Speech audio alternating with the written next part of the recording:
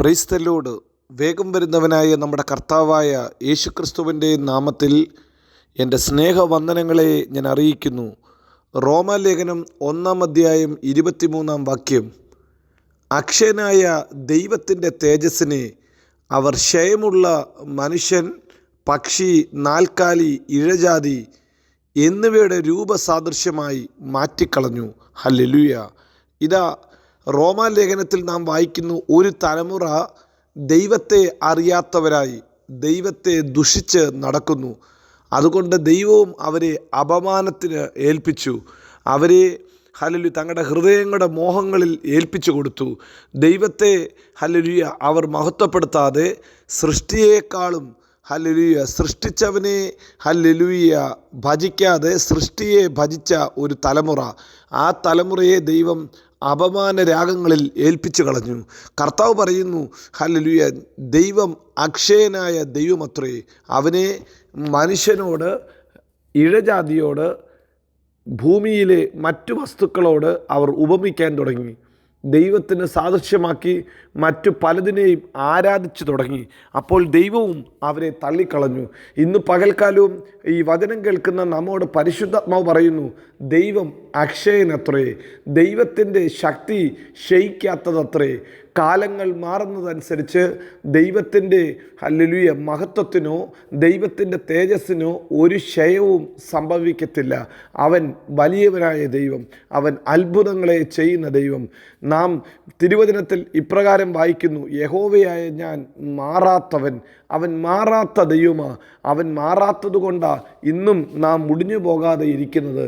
അവൻ്റെ ശക്തി മാറാത്തതും ക്ഷയിക്കാത്തതും കൊണ്ടാണ് നമുക്ക് ധൈര്യത്തോടെ അടുത്തു വരാൻ സാധിക്കുന്നത്. ദൈവത്തിൻ്റെ സ്വഭാവത്തിന് ഒരു വ്യത്യാസവുമില്ലെന്ന് തിമോഥെയോസിൻ്റെ ലേഖനത്തിൽ നാം വായിക്കുന്നു. അവൻ്റെ സ്വഭാവത്തിന് ഒരു വ്യത്യാസവുമില്ല. കാലങ്ങൾ മാറുന്നതനുസരിച്ച് തൻ്റെ സ്വഭാവത്തിന് ഒരു വ്യതിയാനവും ഒരു ക്ഷയവും സംഭവിക്കത്തില്ല. ഹല്ലേലൂയ. എബ്രായ ലേഖനകർത്താവ് ഇപ്രകാരം എഴുതിയിരിക്കുന്നു, യേശുക്രിസ്തു ഇന്നലെയും ഇന്നും എന്നേക്കും അനന്യനത്രേ. യേശു കർത്താവ് ഏത് കാലഘട്ടത്തിലും ഏത് സമയത്തിലും അനന്യനായ ദൈവം, മാറാത്തവനായ ദൈവം. ഈ പകൽക്കാലം ഈ വചനം വായിക്കുമ്പോൾ തന്നെ നമ്മുടെ ദൈവം അക്ഷയനെന്ന് നാം തിരിച്ചറിയണം. അവനെ ഇഴജാതിയോട്, മനുഷ്യനോട്, ക്ഷയമുള്ള നാൽക്കാലിയോട് നാം തുല്യമാക്കരുത്. ഹല്ലേലൂയ. പലപ്പോഴും അതിനോട് തുല്യമാക്കുക മാത്രമല്ല, അതിൻ്റെ രൂപത്തോട്, സാദൃശ്യത്തോട് മനുഷ്യർ തുല്യരാക്കാറുണ്ട്. പലരും മനുഷ്യൻ്റെ കൈകൊണ്ടുണ്ടാക്കിയ വിഗ്രഹങ്ങളെ ആരാധിക്കാറുണ്ട്, സമയം വ്യർത്ഥമായി കളയാറുണ്ട്. ഈ രാവിലെ സമയത്തും നമ്മോട് കൂടെ ഇരിക്കുന്ന ദൈവമുണ്ട്. തൻ്റെ തേജസ്സിന്, തൻ്റെ മഹത്വത്തിന് ഒരു വ്യത്യാസവും വരുത്താത്ത ദൈവം, അവൻ വാക്കുമാറാത്ത ദൈവമത്രേ. തൻ്റെ മക്കളുടെ ജീവിതത്തിൽ തൻ്റെ മഹത്വം വെളിപ്പെടുത്തുവാൻ അവൻ വിശ്വസ്തനത്രേ. തിരുവചനം പറയുന്നു, അവൻ അക്ഷയനത്രേ. അവൻ്റെ അവൻ്റെ നന്മയ്ക്ക്, അവൻ്റെ സ്വഭാവത്തിന്, അവൻ്റെ തേജസ്സിന് ഒന്നിനും ഒരു ക്ഷയവും സംഭവിക്കത്തില്ല.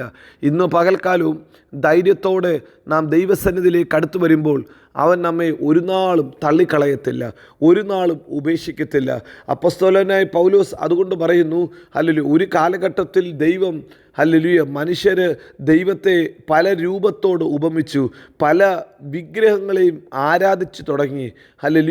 യേശയ്യാ പ്രവചനത്തിൽ നാം ഇങ്ങനെ വായിക്കുന്നത്, അവർ ഒരു തടിയുണ്ടാക്കി, ഒരു തട്ടാനെ വിളിച്ച്, ഒരു ആശാരിയെ വിളിച്ച് പലരുടെയും ഭാവത്തിലും രൂപത്തിലും ദൈവങ്ങളെ ഉണ്ടാക്കി. അവർ ചുമന്നുകൊണ്ട് നടന്നിട്ട് ചുമക്കുന്നവർക്ക് അതൊരു ഭാരമായി തീർന്നു. എന്നിട്ട് അതിനെ ഒരു സ്ഥലത്ത് വെക്കുന്നു, അത് ആ സ്ഥലം വിട്ട് പോകത്തില്ല. അങ്ങനെയൊക്കെ പ്രവാചകൻ മുഖാന്തരം ദൈവത്തോട് പറഞ്ഞ് ദൈവം ജനത്തോട് സംസാരിച്ചിട്ടും ജനത്തിന് തങ്ങളുടെ സ്വഭാവത്തിൽ നിന്ന് മാറാൻ പറ്റിയിട്ടില്ല. ജനമൊക്കെയും വിഗ്രഹ ആരാധനക്കാരായി തീർന്നു. ക്ഷയമുള്ള ഇത്തരം വസ്തുക്കളെ ആരാധിച്ചു തുടങ്ങി.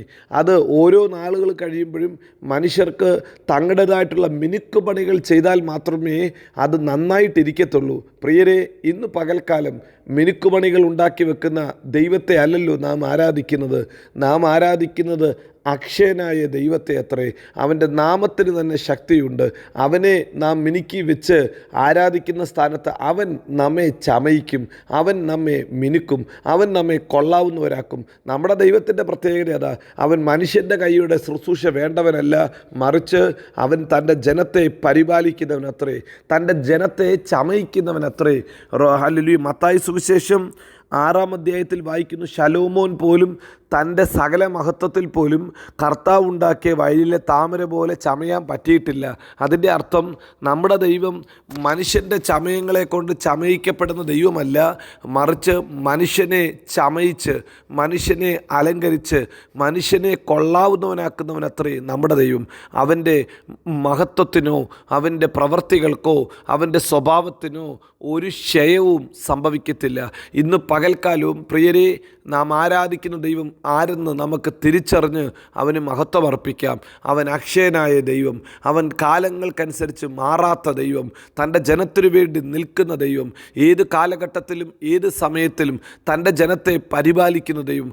അവനെയാണ് നാം അബ്ബാ പിതാവേ എന്ന് വിളിക്കുന്നത്. ഈ പകൽക്കാലവും ഈ വചനം കേൾക്കുന്ന കർത്താവിൻ്റെ പ്രിയ പൈതലേ, നമ്മുടെ കർത്താവ് നിങ്ങളെ അനുഗ്രഹിക്കുമാറാകട്ടെ. നിങ്ങളുടെ ജീവിതത്തിൻ്റെ ആവശ്യങ്ങളെ അറിഞ്ഞ് ഇടപെടുമാറാകട്ടെ. ഹല്ലേലൂയ. അവൻ മാറാത്തവനായതുകൊണ്ട്, പിരിയാത്തവനായതുകൊണ്ട്, തള്ളിക്കളയാത്തവനായതുകൊണ്ട്, ക്ഷയമില്ലാത്തവനായതുകൊണ്ട് അവൻ നമ്മെ ജയത്തോടെ നടത്തുമാറാകട്ടെ. എല്ലായിടത്തും എല്ലായ്പ്പോഴും ക്രിസ്തുവേശുവിൽ അവൻ ജയോത്സവമായി നമ്മെ നടത്തുമാറാകട്ടെ. ആമീൻ, ആമീൻ, ആമീൻ.